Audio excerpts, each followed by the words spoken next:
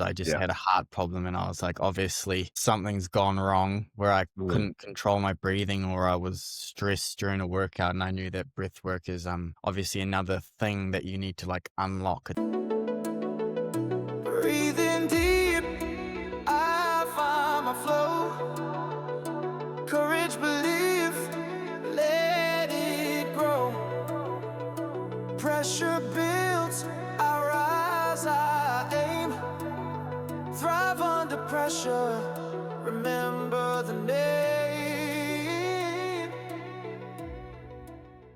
And today's guest is a very special one. We've got Bayley Martin, who is a client of ours. Bayley is an elite CrossFitter, one of the best in the world, definitely one of the best in New Zealand, if not the best. He has been doing CrossFit for some time now, but taking it basically as a career in the last 3, 4, 5 years, and absolutely smashing it. He was on top of the world, highly competitive at the CrossFit Games, and then last year at the Torium Pro, which is the semi-finals for the CrossFit Open or the CrossFit Games, where the winners or the top 2 or 3 go on to the CrossFit Games. He had a heart incident, a mini heart attack, or a heart issue, which meant he had to pull out in the first event, and obviously shattered his dreams of being in the CrossFit Games that year, but also obviously very worrying for him in terms of his well-being and what that meant for his career. We reached out. Bayley's been a fan, someone I've been a fan of for a while, so I thought I'd reach out and see, while he can't train, he had to take 3 months or 2 or 3 months off, basically no physical strain while he was recovering from it. So I reached out and said, why don't we work on your mindset? Why don't we work on some performance breathing and stuff that you can work on, and they'll also give you some tools to help you manage your heart and get you back, build your confidence, and get your clarity around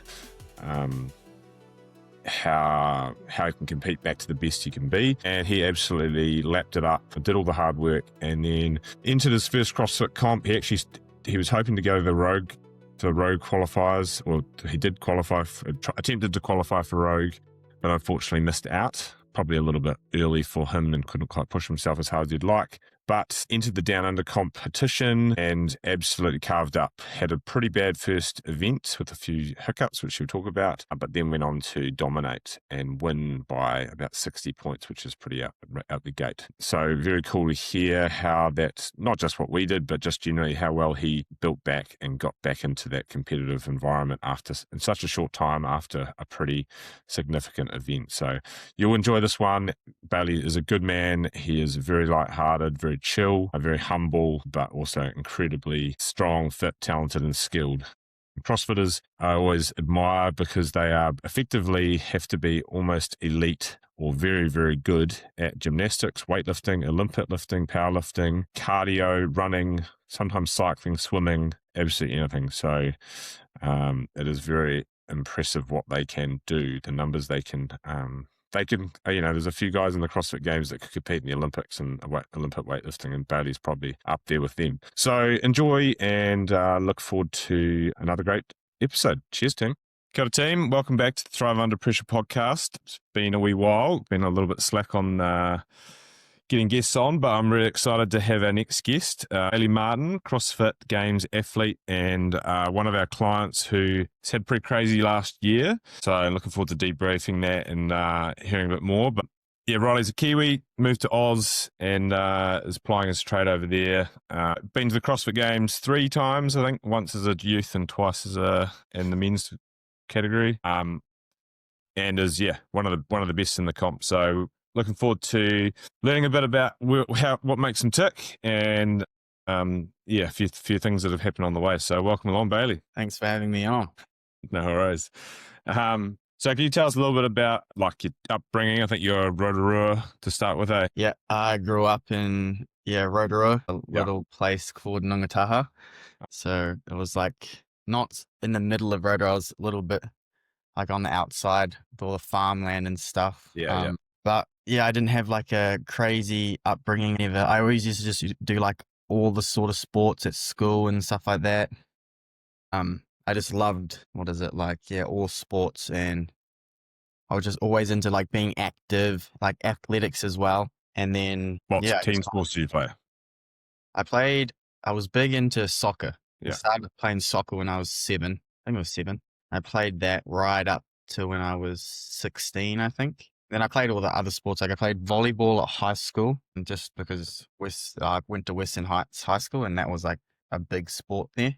I played like a very little bit of rugby league and sevens and like intermediate. I think I played as more so intermediate, and then primary school, and then I just did all like touch, Yeah. that sort of stuff. Classic small town. You have to play all the sports. Eh? Yeah.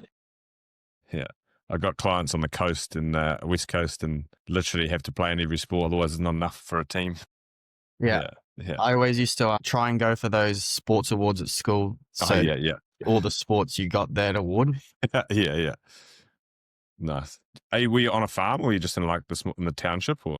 No, we owned a farm, but we didn't live on it. Yeah. Oh, the house that I used to live in before I like moved out, that was like above like our little farm lot. Yeah, right. Because my dad had like 2 farms. We had like a little one just below our house and then one like 15 minutes away from our house. Yeah. Did you work? You work on the farm and stuff? Put you to work? Yeah. Yeah. What sort of farm was it? What do they call it? Dry stock? Oh, yeah. Yeah. Yeah, So we just had like Sheep and beef. sheep and cows. Yeah. Yeah, nice. Oh, yeah, nice. I feel like a lot of clients I've had on a lot of guests I've had on the podcast have been from small towns and they've been on farms. So I reckon like, I was brought up on a farm as well. So kind of feel like it creates that sort of work ethic and like, you don't get stuff for free. Like you got to do some mahi before you get. Yeah, definitely. Yeah. Which is quite a good little life lesson, I think. Eh? Yeah. Yeah. Yeah, for sure.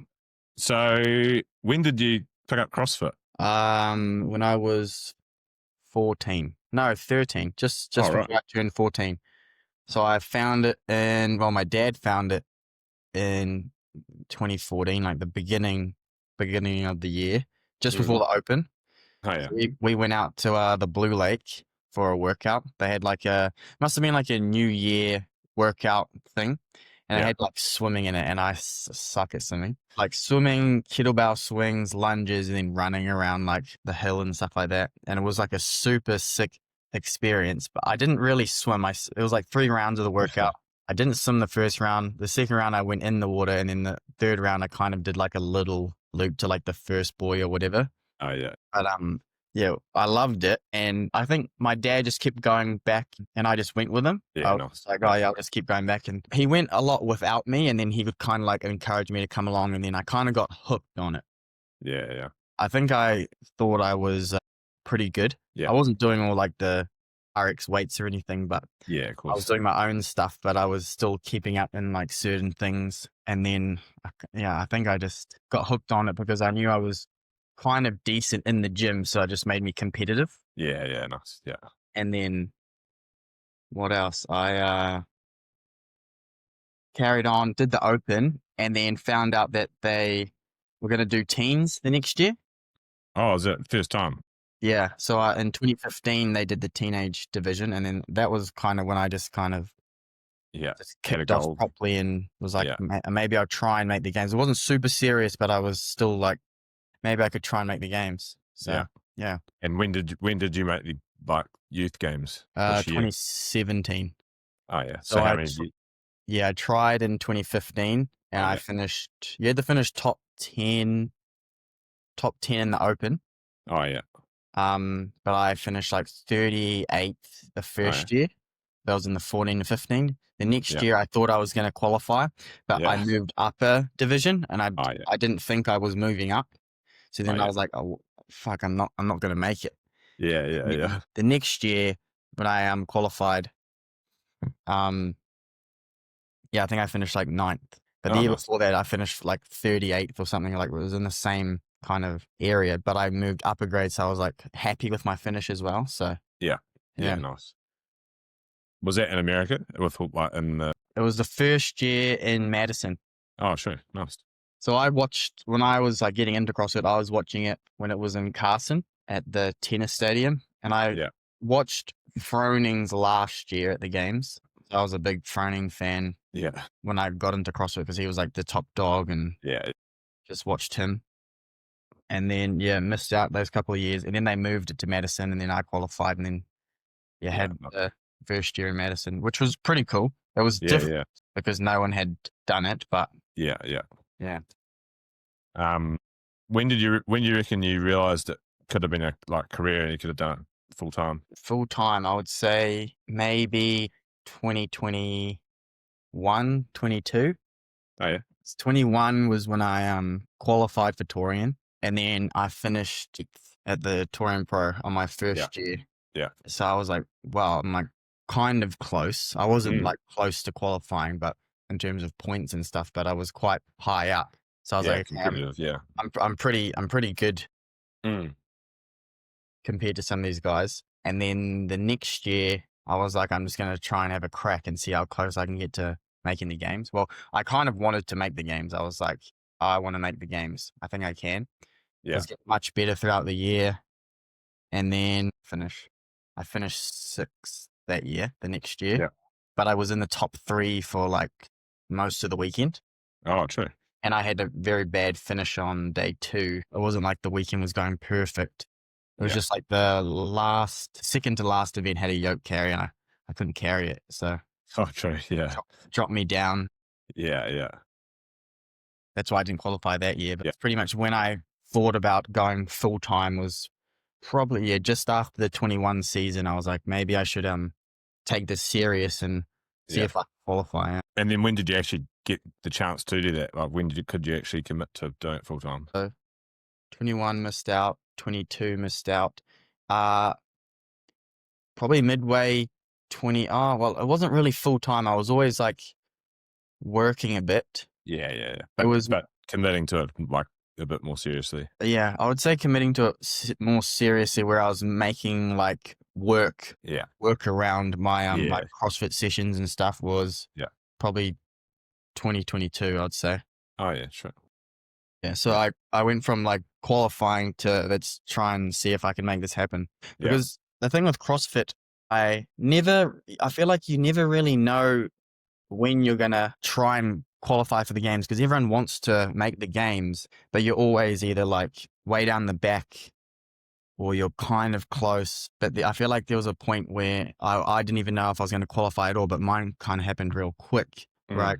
Qualified for Torian, finished 8th, and I was like, right, I think I can qualify for the games soon. Like I'm just going to go all in sort of thing. And then made it happen 2 years later. Yeah, because it must be like hard, because if you're going to make it, you do need to commit a substantial amount of time, right? Like what's like a daily, what's your daily training look like? How many hours you need to commit roughly to a day to be full time, like to get to the level you're at the moment? Well, I train from like nowadays like 9:30 to like you could say 1:30 is like a solid day.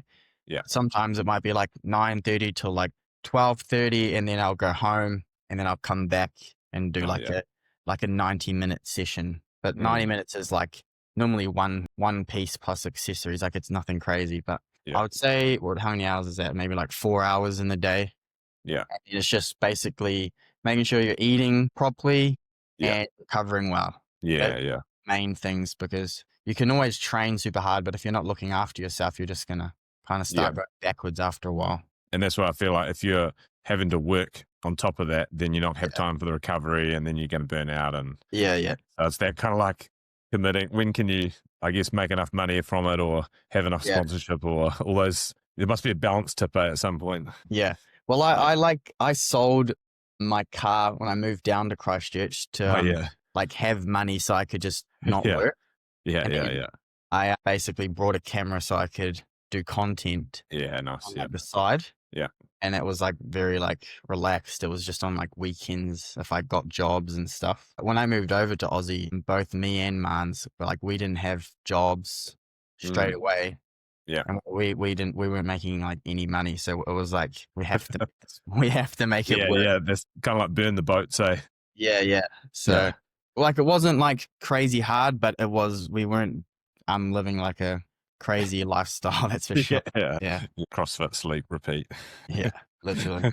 Nice. Yeah. So you moved, what year did you move to Oz? Yeah, I moved after the 22 season. I changed programs. So I was just doing like the Mayhem program. Mm. Just like I didn't really know about programs. It was just what Marnie was doing at the time.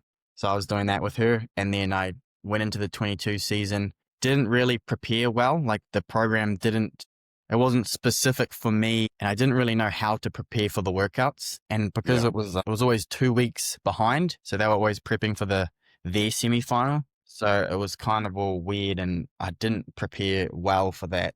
And then I kind of had like a break, just trained like normal. And then that's when I met Kiefer. He was on Underdogs at the time. Yeah. And then that's basically when everything changed when I started working with him, and it was just more structured. I just knew what I was doing. And then when it came to the 23 season, I just prepared so much better, like night and day difference. And then I was kind of going in to Torian, just like super confident. In my head, I was like, I'm making the games this year. Oh, yeah, no. So it was just more so my training that was just way more structured, and I just knew exactly what I was doing and why I was doing it, sort of thing. Yeah. Kind of clarity on what, and then if your preps actually gives you confidence in what you need to do, right? You're covering all the boxes. Because it must be hard, like trying to cover, there's so much to do in CrossFit, right? You got to be gymnast, you got to be a weightlifter, Olympic lifter, powerlifter, you got to run, you got to be able to bite, you might even have to swim. It's pretty brutal. So much stuff. And it's easy to forget things as well. So I used to program myself way back in the day, just do like random stuff in class workouts. And then when I found out about being on a program, because Ben Fowler and Luke Fowler were on Mayhem, and they were just kind of coming up in New Zealand. And then I went down to Christchurch and I did the quarterfinals with them. Yeah. And they were just way better than me. Yeah. And I was good because I beat them in nationals a few times, and then Ben almost won nationals, and I finished third. He just got beaten in like the last workout.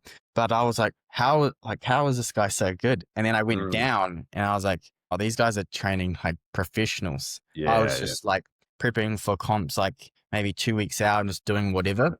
So that kind of introduced me to like the whole training program like side of things. Yeah, nice. And so once you moved to Oz, like what was the difference like being over there? What made you go there? Well, she got invited to be on a team with Royce.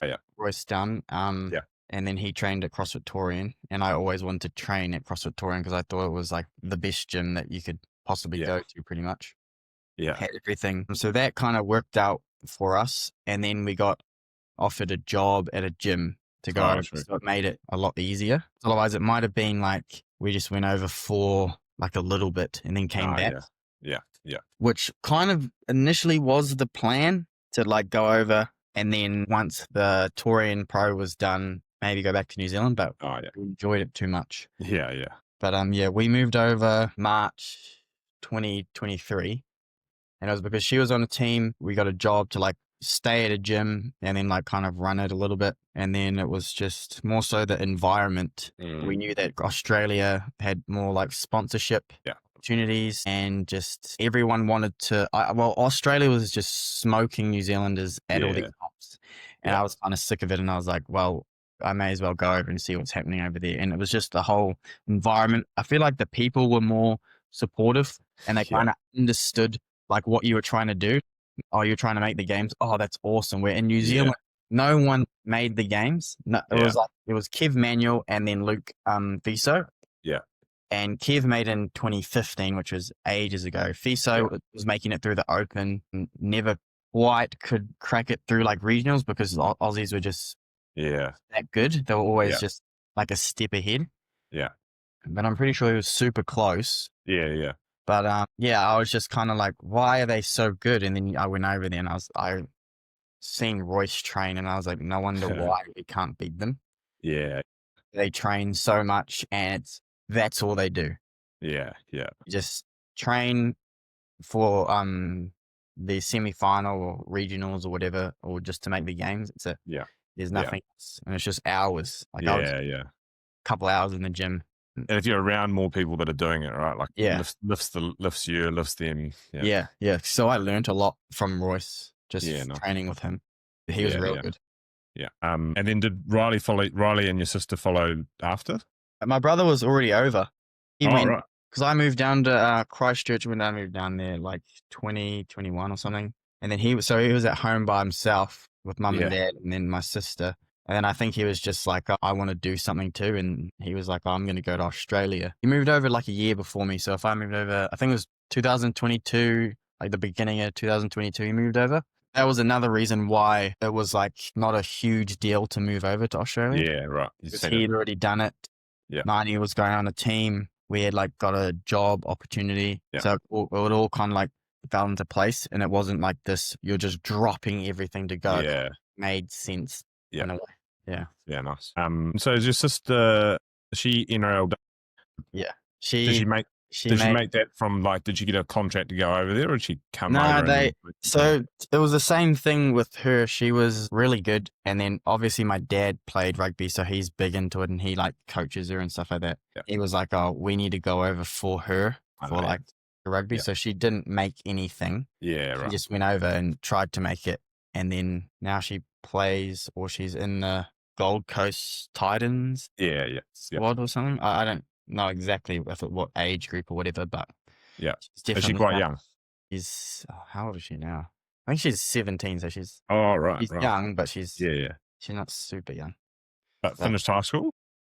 No, I don't know. One week. Yeah. I don't think so. No, I think she got maybe this year. Yeah. And next, I don't know. Right. Yeah. Yeah.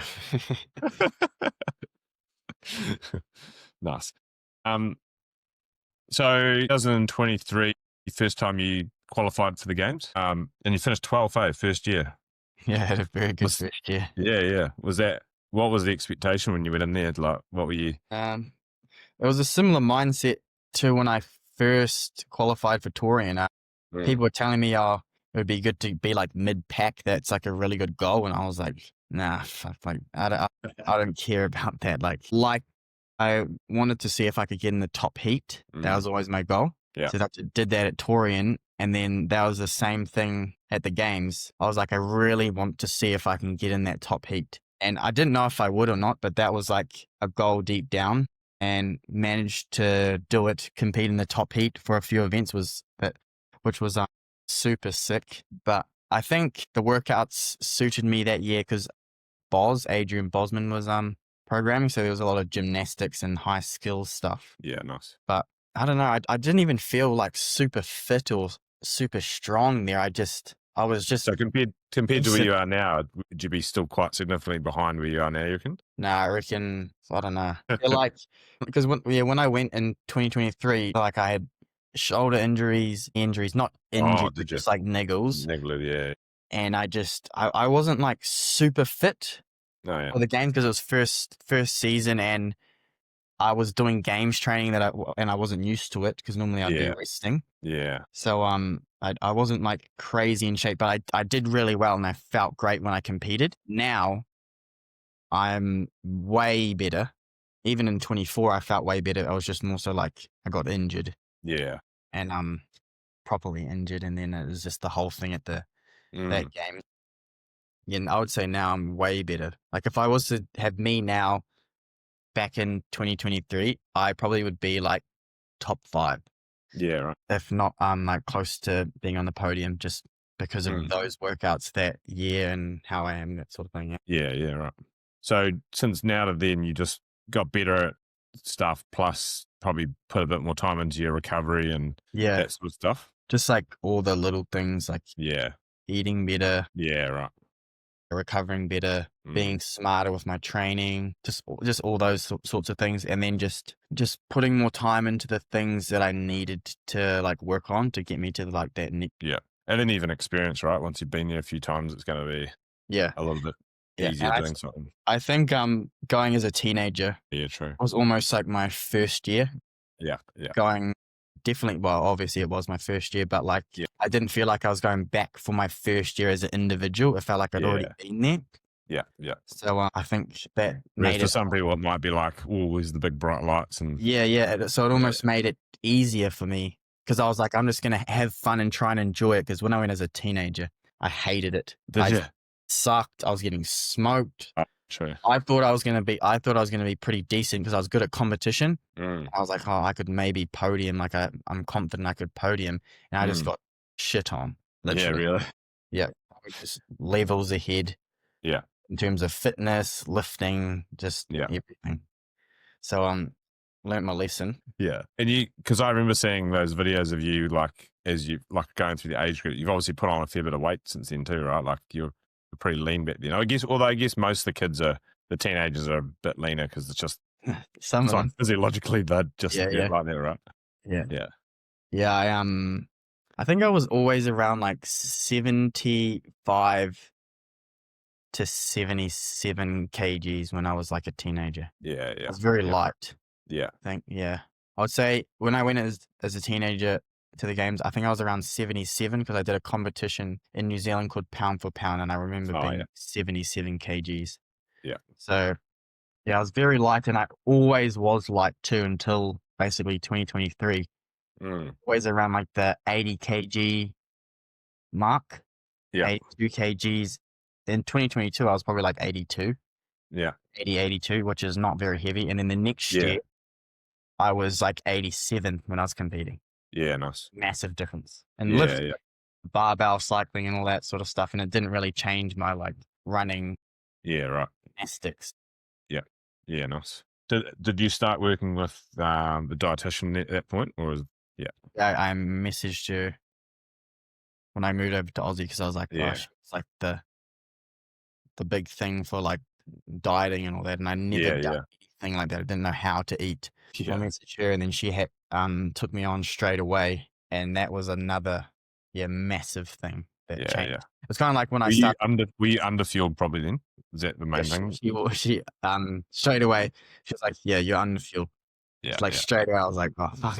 Like I thought I was eating pretty good, and then when I started eating with her, I was like, fuck, I don't like eating anymore. Really? Just had to eat heaps. Yeah, it was just like constant eating. Like I would just do the normal like breakfast, lunch, dinner, and then like dessert or some little snack after dinner. Yeah. But I was eating through trainings, snacking after trainings, protein shakes, all that sort of stuff. And the volume was just a lot more. Yeah. Yeah. But definitely paid off. Yeah, 100%. Yeah, nice. So obviously last year we had the tour in. Was it the first event you had the heart? The first. Yeah, right. How are you feeling like leading into the event and stuff like before it happened? I wasn't too bad, but like upstairs I was a bit like all over the place, I would say. Oh, yeah. Just compared to how I am now. Yeah. I was just thinking about a lot of things, and I didn't really have any clear goals. It was more so like I just want to qualify.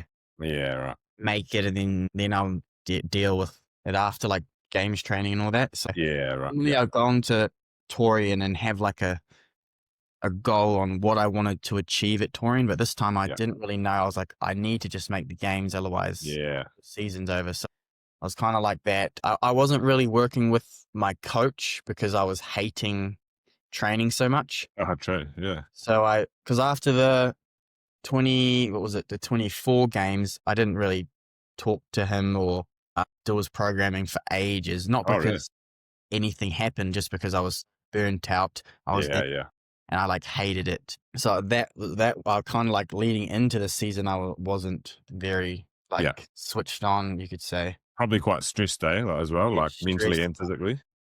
Yeah. And then I failed to qualify through the online. Oh, did you? Stuff. Oh, true. Yeah.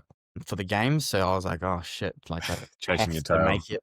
Yeah. And then I think just all of that, just all combined, and then I just had my little episode thing at during event one. So you're doing what was the it was running, carrying a heavy bag or something? Sandbags, squats, and muscle ups. Yeah. And then, so did you feel it coming on, or did it just kind of? Nah. So I had in the morning, I had like some chest pain and stuff like that. True. Oh, yeah. But I didn't really think anything of it because I didn't know I had anything wrong with the heart at the time or whatever. Yeah. So I just thought, I called it heartburn previously. I got it like a few weeks before, just randomly when I was cooking dinner, I had to sit down. Oh, true. And I was like, oh, I've got heartburn. And Mom was like, oh, what's the matter? I'm like, are you okay? And I was like, nah, I'm Yeah. joking. And then, I got it the morning before. Yeah. And I could not eat. It was true. like bad. Like normally you can't eat because you're nervous. They Yeah, get stuff down. But this time it was terrible. Oh, Like true. I couldn't even eat what a toddler would eat, sort of thing. Oh, yeah. Yeah. So it was I was very like obviously nervous. And then when I got to the comp, I was pretty chill, just trying to like relax, stretch and stuff. And then it's just before the event, I started getting more nervous when I was warming up and having to like snack before it and stuff. Yeah. I was, just super nervous, couldn't eat again. And then, went out there and I just feel like I wasn't myself. Yeah. And I just sent it at the start to kind of catch Ricky and Jay because they were at the front. And I was like, I want to stay with them. Yeah. And then, from then on, I just kind of slacked off slowly. And then by like the third round, I think I was like, what's happening? Like, I'm useless. I've cooked myself or something. Yeah. People were passing me. And then I picked up the sandbag to do some squats and I couldn't even squat it. Sure, really. Yeah. And I was like, wow. I didn't know what was happening. I was like, this is supposed to be happening. I've never had this at a competition before. Normally in competition, I like thrive and I do like a lot better. Yeah. Like, the adrenaline and stuff. Yeah, I was just terrible and I didn't know. It was like, what was, to be honest. Did a doctor come over and like they have medic or something like that? Yeah, one of the staff or medics on the floor came and asked and said, are you okay? And I was like, yeah. I was like, just leave me, like I'll sort it out. I need like good. Just start then. Don't touch me because I need to like finish the event and I'll just fix it up later, sort of thing. Yeah. And then after the event, they pulled me off the floor, took me to the medic room. But I wanted to go to my bag just to like eat. I was like, I need to eat. Yeah. And that sort of stuff and just recover. And I need to freaking fix my mess because otherwise I'm not going to CrossFit Games. Yeah. They didn't let me in. They took me to the medic room and they just said my temperature was too high and stuff. Did some ECG scans and then, they did some ECG scans and then I went and chilled for like a few hours and they came back and did another one and then they said that it changed and stuff and then I basically got pulled from the comp just as I was warming up for the next event. Yeah. What was the feeling with that? It was like I just didn't know what to feel, to be honest. It didn't feel real. I was like, wow, I'm supposed to be going to the CrossFit Games. I'm like, I was Jay and Ricky had already qualified through the online. So the next spot was basically me and I'd finished second last year. So it was like my games ticket pretty much. And I got pulled from the comp. I was like pretty upset to go back and tell Shane that I'd been pulled from the event. I had to go pretty much straight to hospital. Yeah, right. Oh, you've been there. Yeah. Yeah, and in the car I was watching them do the clean workout. It was kind of lucky I got pulled because when I was going to the hospital, I was getting like major chest pain. Oh, really? Okay. Yeah, and when I was warming up, I was getting a little bit of it. So I had to like sit down in between cleans and catch my breath. But I didn't know it was a heart problem then. As well. I just thought, I was like, oh man, I'm just nervous again, but let's just try and like keep a clear head. Yeah. And then they told me it was your heart, so you have to go to the hospital and Yeah.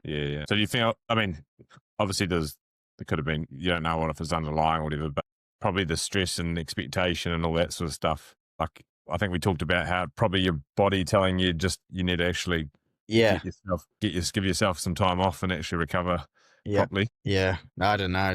Body just didn't want to do it that weekend. The thing was I did all the workouts and they all went good. It wasn't like I was super unfit. No. It was just my like mindset. I just kind of thought I was not good enough in a way and I might not qualify because a lot of the guys wanted to qualify for the games, obviously. And like they were making a gun for it. So obviously they're going to be bigger threats when people are actually trying to make the games. Like that's their goal.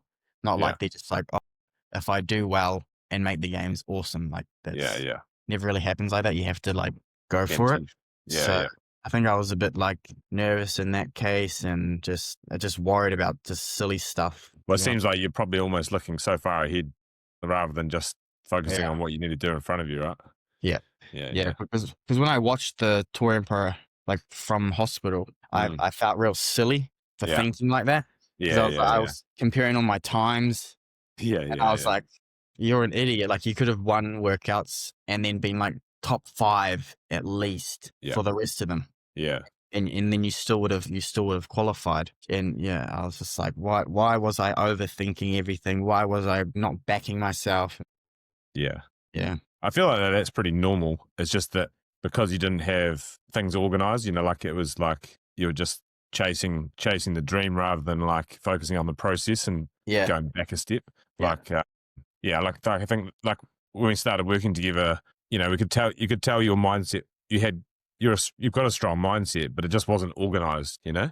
Yeah. I always knew that I was like, like I had a good mindset, but after working with you, I kind of started second guessing myself. Like, no, you're not actually like all like switched on. I'm good in workouts. Yeah, My yeah, mindset's very good in workouts. Like, I can just blur stuff out, focus on things. But there was all this other stuff that we worked on that made me so much more clear-minded and just a better athlete all around. yeah, yeah. That's the thing. It's like, I think it's actually like your mind is so complex, and if you don't give it real clarity and and simplify things, it just Yeah. does that. It just goes on like, what if this goes wrong? Why are you not doing this? This is not enough, so whereas if you give it real clarity and like, I just need to do this and this is what I need to do, and if I get this done, I'll be okay. And then it can be like, cool, we're good. We're in a good space. Then it won't have to do that stuff, Yeah. But that's normal. I reckon most athletes do that. Like it's only there's not, because the problem is with like, like you probably wouldn't have, well, you didn't even reach out. I reached out to you. Yeah. Yeah.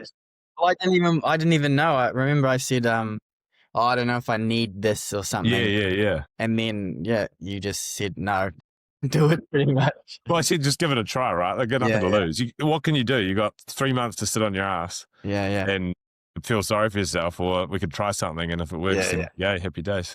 Yeah. And it worked, paid off. Yeah. But I think that's the thing with mental skills. Most people come to a coach when things are rock bad. Yeah. Whereas, you still work with a strength coach or like a program, you're already strong. So it's not, but you're still working with it, like the people think of the mindset thing mostly, I reckon, as I'm not in a good space, I need to fix it. Whereas it actually should be, if you think of it as more of a performance tool, that's the thing that most people do. They think of it as I need to fix it. It's not, well, no one's broken. Like you're just doing stuff not as well as you could be. Yeah. Yeah. And if people address it early, then it's yeah, that's how I thought of it. Like, I'm not, there's I'm nothing not wrong with broken, you. I don't know. Yeah. Yeah, I know what you're saying. Yeah. But yes, it's normal, right? Like every person I've had on this podcast have said, when they say like, what's their advice for a younger self or whatever, it'd be like, do the mental skills or do something, do the 1% stuff before, but you kind of you can't really force that because you have to learn. Your 21-year-old self would be like, no, sweet as, like, yeah. That's the thing, is like, you have to mess up. So then you learn and then you fix it, because if you're the type of person that messes up and then just doesn't fix it, well, then you're never going to get better. So I feel like you have to be a certain person to see things like that. Yeah, you got to have an open enough mindset to be like, oh, well, this isn't working. Let's try something. Yeah. Because even though you didn't feel you needed it, you still were open enough to try it. Whereas a lot of people would be like, nah, I'm fine. I'll be right. Yeah, I'm locked. Nothing wrong with me. yeah. So what was it like being for you competing at the CrossFit Games the first time? I know you said it didn't feel like the first time for you. Yeah. But obviously it's a little bit different training with teenagers than it is with, some of the guys you've been looking up to for. Yeah. Did you feel like you belonged straight away, or did you feel a bit of an imposter to start with, or how did that sort of feel? No, I don't know. I felt like I belonged there. Yeah. But it was more so, do I belong like at the top with these guys, sort of thing? Like, do I have to be like earn my way up? But as I went through the events and then realized how well I was doing in certain things, I was like, oh no, like we're all the same. It was real quick where I was like, oh, these guys are like, I remember sitting next to like Justin Medeiros. He just won the games, and Pat Vellner, Brent Vikowski, and all that. Yeah. And I was like, I've been watching all these dudes. Mm. But then once you compete, you just like, they just became like competitors in a way. Like, Yeah. I think, I mean, they're all humans, right? They're just good at what they do. Yeah. I kind of was just like, oh, just do your thing and enjoy it, and then have fun, pretty much. Yeah. And then just see what we can do this weekend. Yeah. But as You I got went, nothing to lose when you're a rookie, right? Like, no one's expecting you to win it, so there's no pressure. yeah. So yeah, well, I did feel a bit like starstruck in a way at the start, but they were all kind of, I think it was just because I was a little bit older than obviously when I was a teenager, but everyone, all the Americans like to just walk around like, look at me. Yeah. Then when they compete, it's just, they're just like normal dudes. And I was like, in my head, like, fuck you guys. Like, you guys are fucking dickheads. And then now, like, none of them said a word to me. There was obviously like a couple of them that would introduce themselves and say, hey, blah, blah, blah. But they were all just like, like, look at me. Like, I'm one of the favorites. And then I was beating some of them. And then I was like, these guys are all shit. Like, now they're all normal. Now they're like they're just normal athletes. And then that kind of like motivated me to like I want to beat you guys. Like, you guys. You're nothing special. Yeah.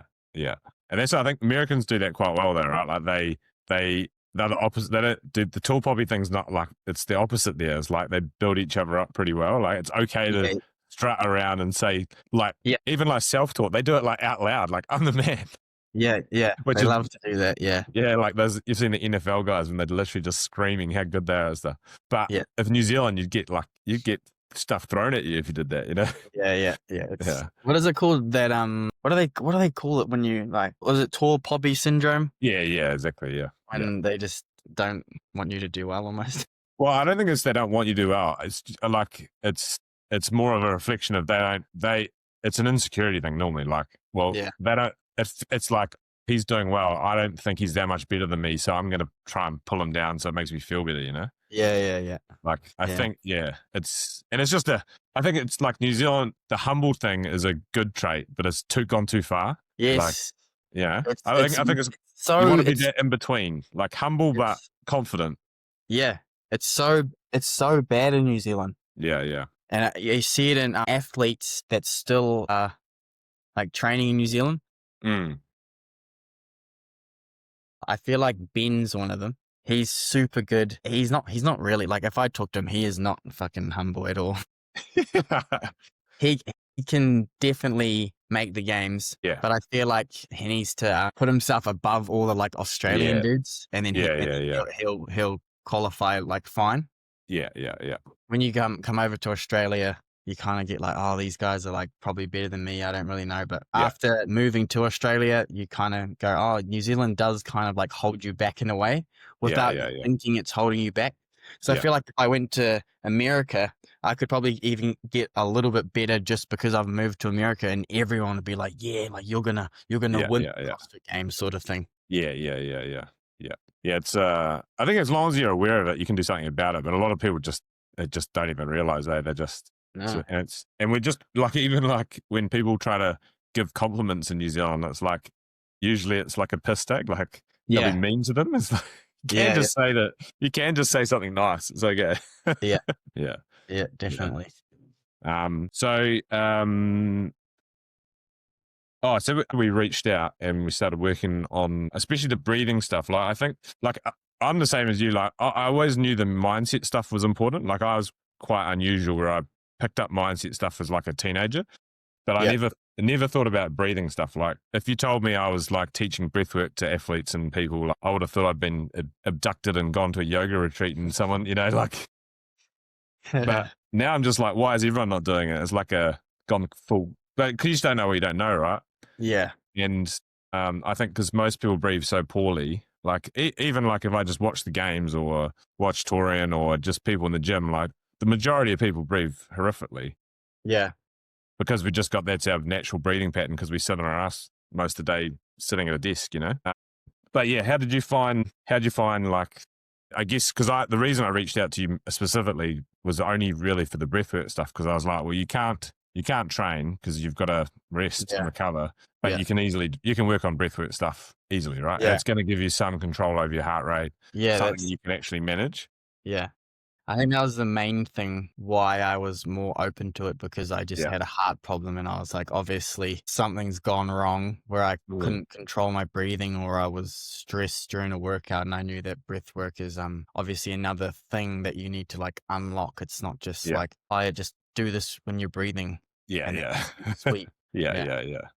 It does take, and it takes a lot of time because you've probably been breathing the way you've been breathing for 20 something years. Yeah. It You takes have a while to to change that pattern. learn. Yeah, you definitely have to learn how to It's do a- it and it's a when skill. to do it as well. Yeah. Is one of the main things. And Yeah. Yeah. And then so what was the time difference between you, the touring and Down Under? So it was pretty much start of June and then end of October. So what is that? July. 5 months. Oh, right. Jeez, that was 5-ish quite, months. Yeah. So And you then had to take what, maybe, it was was it pretty 2 much- months completely pretty off? 2 months, yeah. Yeah. Just under 2 months off, just doing nothing. Yeah. And then like a month of like slowly rebuilding, and then maybe a month and a half you could actually push a bit harder for the Down Under. Yeah. Because I spent like a week in hospital, so my 2 months started after I got out.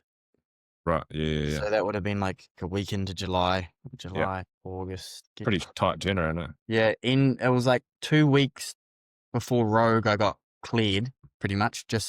Pretty much 2 weeks, which would have been like end of August. Yeah, did Rogue, then had like a little week of just rethinking what I wanted to do. Not rethinking what I wanted to do, but just like seeing if I wanted to like fully send it for down or whatever. Are you ready?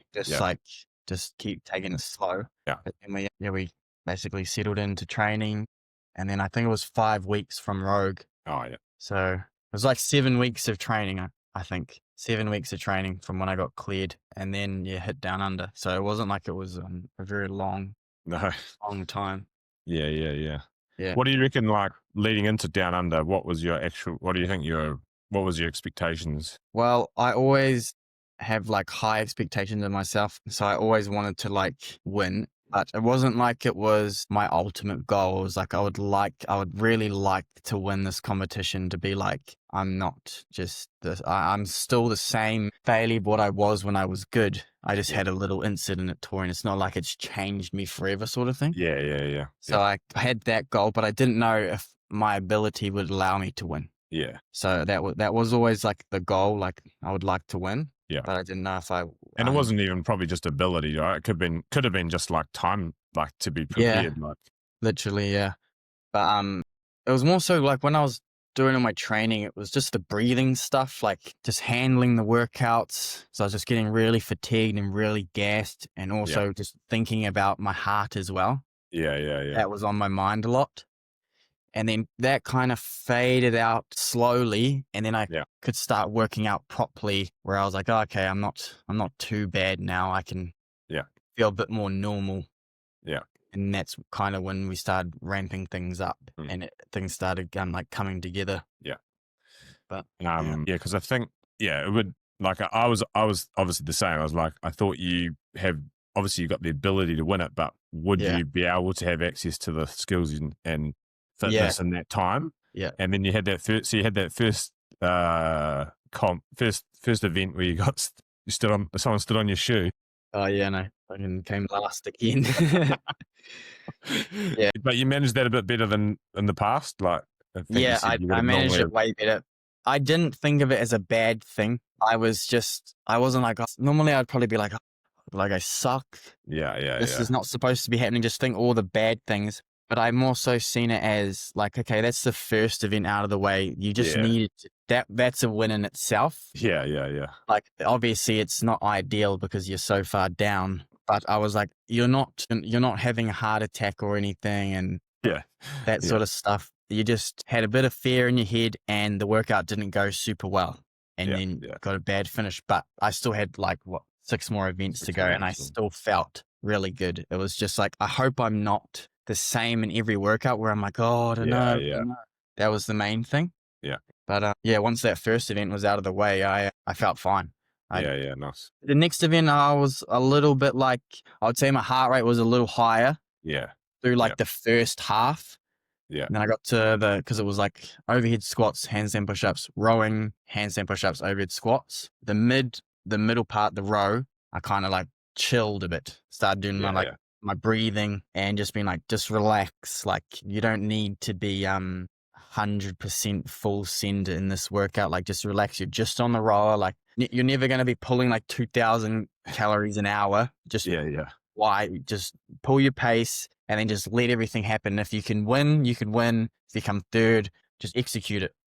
Sort of thing. And then after that, after I got off the roller, I was pretty just like normal Bayley, calm. Nice. Heart rate kind of dropped a bit and I was just not worried about anything. I was just kind of just focused on what I needed to do and my outcome. Yeah, nice. Yeah. Did anyone else talk to you after the first event, like thinking like, oh, man, like, or did they know that you got the shoes stood on and stuff, or do you think anyone was like, oh shit, Bailey's not got it anymore or anything like that? I think that people did. Yeah. Yeah. Probably would have been a good people thing. Thought they were like, oh, maybe Bayley isn't Not up to it yet. Not up to it yet, or maybe he's lost it, or Yeah. I had a couple of people just ask what happened, and I was just like, oh, they just because it wasn't really a big deal. I was like, oh, I just kind of had a bit of fear of the same thing happening. Yeah. I think I was talking to Fiso after. Oh yeah. Was he there or just online? Nah, he was there with a couple of his athletes. Oh, nice, yeah. And then what was it? Yeah, I think I was talking to him about some stuff before the next event, and he asked, "Oh, what happened?" and all that sort of stuff. But I just, I don't really know what I'm saying now. Well, yeah, I was saying like probably we might have thought you weren't much of a threat, right? So people have been like, "Oh, sweeties, don't worry about Bayley." Yeah. And then, which was kind of probably good because they were worried about me. Yeah, exactly. Yeah. But and then you pretty much turned it on. Like, was it first, second, third? Like, was it 4 wins? Yeah, I got that event I won. The second event. Then the fourth event I won, and I won the clean. After I won, and I only won 3. Oh yeah. I should have won the last one though. Is that right? Riley beat you, hey? Gotta let him one every now and then. Let him have it. How often have you competed against Riley? Is he in most of the events you've, like, if he's qualified, has he been in there quite a bit? Has he been to touring, like, most he of the qualified in 2022. Oh, yeah. For his first year, and he was in the first heat with me. Oh, nice. Obviously, he was a little bit behind in terms of, like, fitness and ability, just, like, in the men's category, because he went to the games in 2019 and then kind of had a slow couple of years and then was like, oh, I'm going to pick back up, and then he had some back problems and stuff. Oh, yeah. But he was always strong, but he wasn't always super fit. Obviously he's struggled with his running and stuff like that, but I don't think that's just because his running's bad. I think that's just because he's struggled with like just his fitness levels in general. He's always been very skilled, so he would always beat me in like skilled workouts randomly, lifting workouts, but a lot of the time we weren't doing the same weights because he was younger and in the teenage category or whatever. But yeah, we would always be competing like in the open, that sort of stuff. And then I think he never really did nationals in New Zealand. He did one, but he was in the intermediate grade because he was younger. So we would always like compete like in the gym and stuff. But in terms of comps, it was mainly just Torian when we started competing together. But he was never really in the same heats as me, apart from that first heat for the first workout, the first 2 workouts at in 2022. And then it wasn't until basically down under when we were like in the same heat competing actually against each other. It's quite a good dynamic though, watching especially when he starts lipping off, and that's quite good fun. Because he loves to beat me. He loves it. Like he always wants to beat me, and I always don't want him to beat me. But it's different because I've always been the one beating him, and I'm like the better brother at CrossFit. So he's always chasing me down, and I've already like achieved a lot in CrossFit. So I want him to like kind of get up to my level. I don't like him beating me, but Yeah. I'm like, okay, he's doing well. Yeah. But he's like, fuck you. When it comes to competing, he's like, fuck you, I want to beat you. I don't care. Yeah. Yeah. Which is good. Yeah.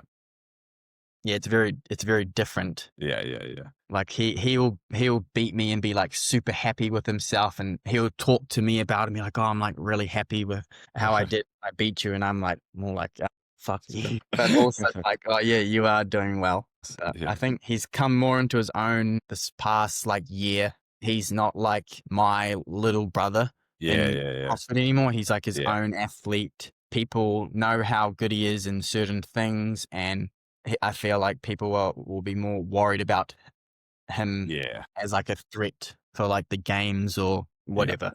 Yeah. Now, Yeah, because I feel like, because in CrossFit you've got to be so well rounded, right? So it's almost like yeah, it's not about being the best guy; it's just being the best at the most things, rather than like or having the least real weaknesses. So the weaknesses aren't going to cost you massive places. It might just be, you yeah, might finish top 10 rather than top like out of the top 20 or whatever. yeah. Yeah. He just needs to be more consistent. Yeah, But just a cut. he's also not as experienced as me. Yes, Yeah, went to the games twice as a teenager, but I yeah. used to do all these comps when I was Oh, real yeah. young in the RX division when I was like a Right. teenager. He wasn't that hard out into CrossFit, and he would always miss out. Yeah, So he didn't get the like experience where I was always competing with adults like growing yeah, up. right, yeah, So it wasn't like a massive step where for him it was Yeah. probably a bigger step, and he's still getting that experience. yeah, for sure. And then now that he's like up there, now he's getting the real experience of like what it's like to compete for Yeah. like a game spot and what it feels like to lose and not like get pulled away from the top heat, and you should be there. Yeah. And it's like kind of getting that sort of experience and like what he needs to do Yeah. to stay there. Yeah. Yeah. What about, and so I think we talked about it a little bit, but like mind games that goes on during, like, I think I remember talking to Luke. I had Luke on the podcast a couple of years ago, and he was saying how, like, obviously in rugby, like he used to be a pretty good rugby player. He used to say, like in rugby, you can just smash the guy, you make a big tackle, but you can't physically touch someone in CrossFit. So it's like, Yeah. how do you, what have you experienced in the past from like people like, or yourself, or like in terms of like that sort of mind game sort of thing? Mind games, I experienced it big time in 2022 at Torian because obviously I wanted to make the games that year. And then there was like, who was there? Was obviously Jay, Ricky was just coming back. Royce had just won the Torian Pro, and then there was Bayley Brown. So there was 4 dudes that were trying to qualify, plus me, which is 5, but there was only 3 spots. And you knew that Ricky was probably going to try very hard to get back to the games because he just finished his ban. Yeah. And then Jay was like a favorite. And then there was Baden Brown, who was also like a favorite to go to the games. But then there was Royce, who just won it. So they were all like trying to qualify. And then I was this new kid. Yeah. Trying to qualify like in amongst it. So Royce was a big one who was getting in my head that week. Just like, he would just say like little comments. I don't think he was meaning it in a super bad way, but I think he was just talking some shit, just trying to like throw me off a little bit. But it wasn't like in a bad way. But after talking to him, like when I started training with him and Brandon Swan, they were like, yeah, we love talking to the new guys. I was like, oh, you fucking bastards. Yeah, he definitely got in my head for one of the lifting events. I like fully choked. He the day before I was in first equal, and I was talking to someone, and then he pipes up in the background saying, "Oh yeah, not for long though." And I was like, what the fuck? Like, I didn't even really know you. Like, never talked to you. Then you say that, and then when we were warming up for the lift the next day, he was coming over and taking my plates. Oh yeah, that's right. And I was like, what's the deal with me? Like, I haven't done anything. And Yeah. I was getting like more angry. I'm gonna smash you, and then just not focusing on me. I was focusing on basically Royce and wanting to beat Royce. Yeah. And then that messed me up for that event, and I was just definitely experienced some mind games that year. Yeah. So that wasn't very fun. And then I started talking to him later on when I think he was beating me or I wasn't doing super well. And then I was like, oh, he's actually an all right Yeah. dude. Yeah. That's part of the Yeah. competitiveness. It's like, yeah. Yeah. We like, I've kind of like learned it now. Like in cricket, like there's a couple of tournaments where players would do just real lame things like just get in your way and try and block you, and then instead of like focusing on your bowling or fielding, you have to go on and complain to the umpire about it, and it's like you get all wound up, and it's like, Yeah. oh yeah, I see what you're doing now. Like going and complaining to the umpire doesn't actually make a difference. It just makes you feel Yeah, better. yeah. So if you just ignore it or laugh at them or smile back at them, and Yeah. like I remember the Chiefs used to do it to the Crusaders. They used to just try and niggle the Crusaders as much because they probably weren't quite as good as them. So they would just try and like cheap shots and just like wind them up and say like mean stuff to them and stuff.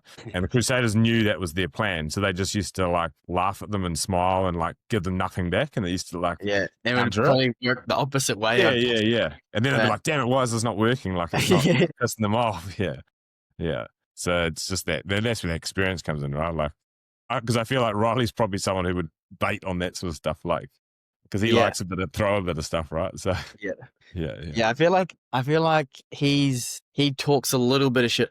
And I don't talk much shit outside of competition, but in competition, I love to joke around and say little comments to people. It's fun for me. Because competing's fun, and I like to make it like not serious as well. Yeah. Because it's when everyone's in the warm period, everyone's serious because they've worked so hard to like get to where they are and they want to do well. Where me, I like to do the opposite. I like to make it feel like it's just like a training day. We're just in there warming up for a little workout, more like make it relaxed. But I like to joke around with some of the athletes and always talk some shit and stuff. Yeah. And when you're out there on the floor, it's like super serious. You're like, that's when you lock in. I got a job to do. Yeah, which is the better way of doing it, right? Because you don't want to be like locked in and for the whole weekend. It's just it's probably only like an hour of working out at the end of the day. Like just trying to chill as much as you can between events and then being really focused and managing your energy well. Yeah, nice, mates. Obviously, this year you got the Open coming out, Torian, and then hopefully the Games. Is there anything on the cards out of the normal this year, or just building towards that? Nothing out of the normal. I have like goals set in place for like the Open, and then like the Games. This year's more of like a different year because I thought I would have like accomplished a lot more at this point of my career after having like such a good year in 2023. So I thought I would have be making a bit more through like sponsors and stuff. So I'd be a bit further along in life in general as well. Yeah.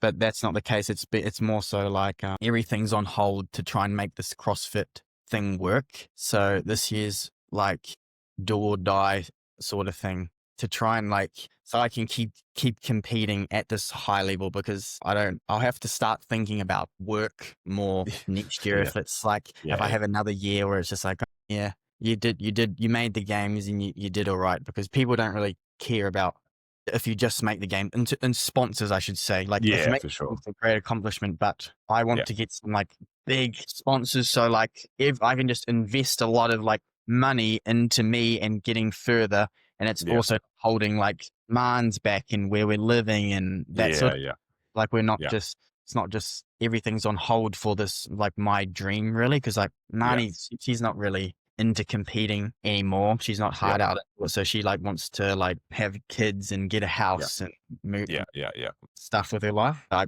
kind of want to make this year like a solid year where I can make it like a proper thing. Like I can living out of it. It's not just like getting by. And so like I want to try and finish top 10 in the Open. I wanted to do that last year, but didn't. I got like 27th or something like that. And then Tour and Pride, I want to win. Yeah. That's one thing that I've been trying to like manifest or something. Yeah. And actually believing in it rather than just saying it. Yeah. because obviously everyone wants to win, but there's some people that they do whatever it takes. Yeah. So I wanna try and win the Touring Pro and just basically say like I'm not just here to be behind Yeah. guys and just show up and just put on a show. Like I want to do well in the sport and I want to be like one of the top dudes. And then at the games, obviously, if I win the Touring Pro, I'd like to be up there competing with Ricky and Yeah. Jay as well, not just maybe beat them at Touring Pro and then get to the games and then slack off and be like well behind. I want to still be in that top 10, top heat. Yeah. Competing, and I'm trying to finish in the top 10 as well. So then hopefully that can all happen and then I can get something out of it. Yeah. And then I can, just keep improving, keep investing in what I'm doing and get better each year and make it like a proper thing. Yeah. So this year is like, it's not messing around. If there's any young CrossFitters or even if it's just other athletes in general, is there any advice you'd give them about like just trying to, they're just looking back, even if it was like to give yourself some young advice, like what would you say, just looking back for like a teenager that's keen to make something of what they're doing? Yeah. Any advice there? The main one, everyone says it, is enjoy it, because it is hard. Like CrossFit is a hard sport and it's getting harder to be at the top. You have to do a lot more, but also don't just run your own race. Don't compare yourself to certain people like me. You could be like, oh, I want to be like Bayley next year or in a few years, but people forget that I've been doing it for like 12 years. Yeah. So it's like a constant, I've learned a lot. Along the way, and that's probably why I'm so good, because I've been doing it so long as well. Yeah. Some people kind of jump on, they'll be like, I want to be like Bayley, but you have to go through that first stage of when you find something and just enjoying it and just doing it because you want to get better. Rather than being like, I want to win the CrossFit Games, or I want to make the CrossFit Games like certain people. You kind of have to fall in love with it, because then that makes it easier in the long, and it will make you stay at it. And then just enjoy the process, because there comes a point where you're enjoying it and then you want to make your dream come true or whatever. And then that's when it starts getting hard. And if you haven't enjoyed it, it's just going to make it so much harder. Yeah. What do you do that helps you enjoy it? It's more so like your training environment. Yeah. 100%. People around you, and just don't have time for other things as well. Yeah. Like other hobbies. So you can like switch off. I don't have many other hobbies, but I think you're like, some of your hobbies are probably related to CrossFit too. Like your content creation and stuff is probably partly your hobby, even though it's CrossFit related. It's still different, you know? Yeah. Because I think it is important. Like I think that's one thing that a lot of clients I have is like, if they're having a bad week in CrossFit or rugby or cricket, their life feels bad. And it's like, you're still a good parent, good father, good brother, good sister, mate. You're a human, not just a CrossFitter. Yeah. That's the same with me. Like, CrossFit's not going well. It feels like everything starts to not go well. But gotten better at handling that, I'd say, over the years. Yeah. But that's my main advice. There's a quote saying, don't compare your chapter 1 to someone's like chapter 5. Yeah. Still got all that. You still got to go through all the chapters to get to where they are. Yeah. Because otherwise then it eats away at you, because you're like, why am I not where he is? And it's like, comparisons that thief of joy. Yeah. Nice, mate. Well, thanks for your time. It's been real. I've loved. Because when I first reached out to you, I didn't really think there was that much chance we'd work together. I thought he'd probably just wouldn't even see my DM and just ignore me. Yeah.